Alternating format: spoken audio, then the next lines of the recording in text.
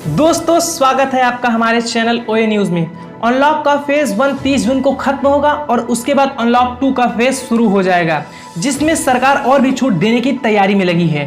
लेकिन दूसरी तरफ चीनी बीमारी के मरीजों के केस में बढ़ोतरी देखी जा रही है। तो आगे बढ़ने से पहले एक बार चीनी बीमारी से संक्रमितों के आंकड़ों के बारे में जान लेते हैं। तो पिछले 24 घंटे में 13,826 मरीज बढ़े। अब तक 3,81,000 संक्रमित। 5 दिन में 42,000 से ज्यादा लोग ठीक होकर घर लौटे। इसी के साथ आज की बड़ी खबरों में आज आप देखेंगे 3 तरह के लोगों को कोरोना का खतरा सबसे ज्यादा, इस ब्लड ग्रुप वालों को सावधान रहने की जरूरत, और इसी के साथ जानेंगे रियल एस्टेट की फंसी परियोजना को वित्त मंत्रालय की मदद। साथ ही जानेंगे 8 राज्यों की 19 राज्यसभा सीटों पर हुए चुनाव, जाने कहां से किसे मिली जीत, और जानेंगे सत्र लाभ नहीं अब AKTU भी कराएगा सेमेस्टर परीक्षा। तो दोस्तों हर खबर आपके लिए बेहद जरूरी है, इसलिए वीडियो को पूरा जरूर देखिएगा। लेकिन उससे पहले इस वीडियो को बनाने में मुझे बहुत मेहनत लगती है, तो इस मेहनत के लिए वीडियो को आपका एक छोटा सा लाइक जरूर कर दें। तो फटाफट ले चलते हैं आपको हमारी आज की पहली खबर की तरफ। देखेंगे 8 राज्यों की 19 राज्यसभा सीटों पर हुए चुनाव, जाने कहां से किसे मिली जीत। जी हां दोस्तों, आपको बता दूं कि देश के 8 राज्यों की 19 राज्यसभा सीटों पर शुक्रवार को वोटिंग हुई। सभी 19 सीटों के परिणाम सामने आ चुके हैं। बीजेपी और कांग्रेस के बीच कुछ राज्यों में तगड़ी टक्कर रही। बीजेपी को गुजरात में 3 और MP में 2 सीटें मिली। वहीं राजस्थान में कांग्रेस ने 2 सीटों पर कब्जा जमाया, जबकि गुजरात और MP में उसे एक सीट पर ही संतोष करना पड़ा। इसी के साथ PMC बैंक पर प्रतिबंध 6 माह के लिए बढ़ा। कैश निकालने की लिमिट में इजाफा। जी हां दोस्तों, RBI की पाबंदी झेल रहे Punjab and Maharashtra cooperative bank के ग्राहकों के लिए एक बुरी और एक राहत भरी खबर है। दरअसल रिजर्व बैंक ने PMC बैंक पर लगे प्रतिबंध को 6 माह के लिए बढ़ा दिया है।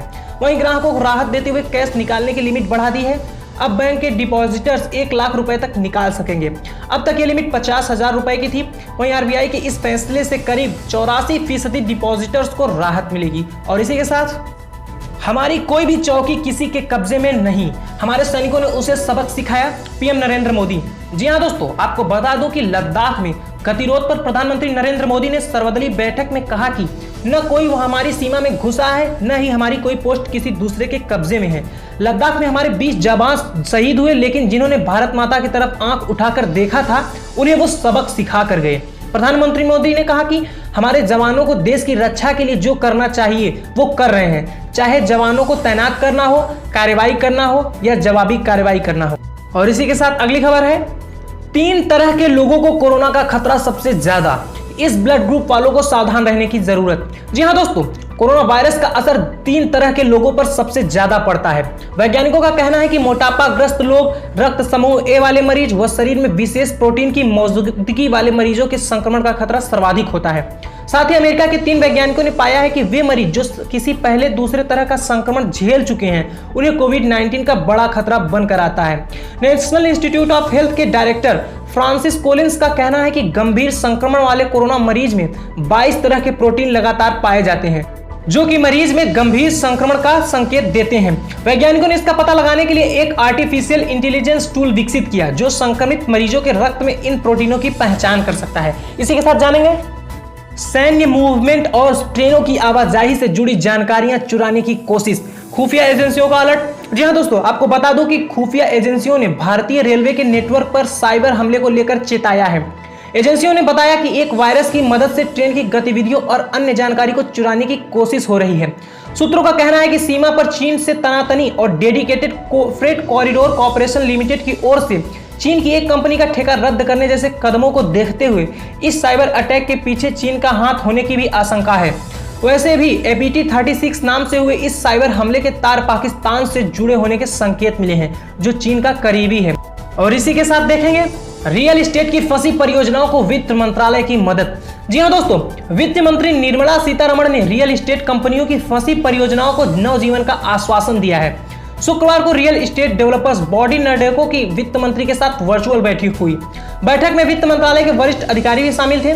बैठक में नर्डेको ने होम लोन की ब्याज दर को 6% करने के साथ चालू प्रोजेक्ट लोन को एक बार फिर रिस्ट्रक्चरिंग की मांग की। नर्डेको ने कहा कि फंसी परियोजना के लिए हर सेक्टर को फंडिंग के साथ लास्ट माइल फंडिंग की व्यवस्था करनी होगी। वहीं आपको बता दें कि नर्डेको ने कहा है कि रियल एस्टेट सेक्टर पहले से ही संकट में था और कोरोना महामारी ने रियल एस्टेट के संकट को और गहरा कर दिया। और इसी के साथ जानेंगे भारत में हल्के से मध्यम कोविड रोगियों के इलाज के लिए फेविपिराविर के इस्तेमाल को मिली मंजूरी। जी हाँ दोस्तों, दवा नियामक drugs controller general of India DCGI ने भारत में हल्के से मध्यम कोविड-19 रोगियों के इलाज के लिए फेविपिराविर के इस्तेमाल को मंजूरी दे दी है। दवा निर्माता कंपनी ग्लेनमार्क फार्मास्यूटिकल्स ने शुक्रवार को कहा कि उसे दवा के निर्माण और मार्केटिंग की मंजूरी मिली है। देश में हल्के से मध्यम कोविड-19 रोगियों के उपचार के लिए एंटीवायरल दवा फेविपिराविर या फेविब्लू का इस्तेमाल किया जाएगा। वहीं आपको बता दूं कि ग्लेनमार्क ने कहा कि यह मंजूरी डेटा के मूल्यांकन और विषय विशेषज्ञ समिति के परामर्श के आधार पर दी गई है। आधिकारिक सूत्रों ने कहा कि दवा नियामक ने आपातकालीन उपयोग के लिए एंटीवायरल ड्रग फेविपिराविर को मंजूरी दी है। इस मंजूरी के बाद ग्लेनमार्क फार्मास्यूटिकल्स राज्य नियामकों को ड्रग्स एवं कॉस्मेटिक्स अधिनियम और उसके नियमों के प्रावधानों के तहत विनिर्माण लाइसेंस प्राप्त करने के लिए एक अलग आवेदन देगा। तो इसी के साथ चलते हैं अपने अगले खबर की तरफ। सत्र लाभ नहीं, अब AKTU भी कराएगा सेमेस्टर परीक्षा। जी हां दोस्तों, लखनऊ कार्यालय संवाददाता मुख्य सचिव के बीएड व सेमेस्टर परीक्षाओं को लेकर निर्देश मिलने के बाद डॉक्टर APJ अब्दुल कलाम प्राविधिक विश्वविद्यालय ने भी सेमेस्टर परीक्षाओं की तैयारी शुरू कर दी है। परीक्षा नियंत्रक प्रोफेसर राजीव कुमार ने बताया कि छात्रों को सत्र लाभ दिए जाने का प्रस्ताव शासन को भेजा गया था।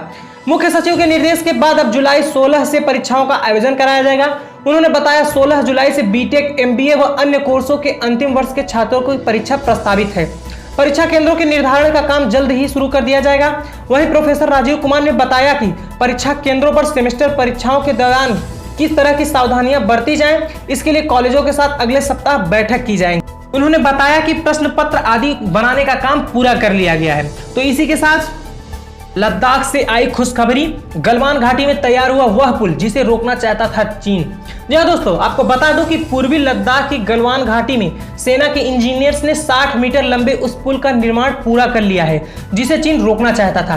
गलवान नदी पर बने इस पुल से संवेदनशील सेक्टर में भारत की स्थिति बेहद मजबूत हो गई है। इस पुल की मदद से अब सैनिक नदी वाहनों के साथ आर पार जा सकते हैं और 255 किलोमीटर लंबे स्ट्रेटेजिक DBO रोड की सुरक्षा कर सकते हैं। यह सड़क दरबुक के दौलत बेग ओल्डी में भारत के आखिरी पोस्ट तक जाती है जो काराकोरम के पास स्थित है। तो दोस्तों इसी के साथ चलते हैं अपने अगले खबर की ओर।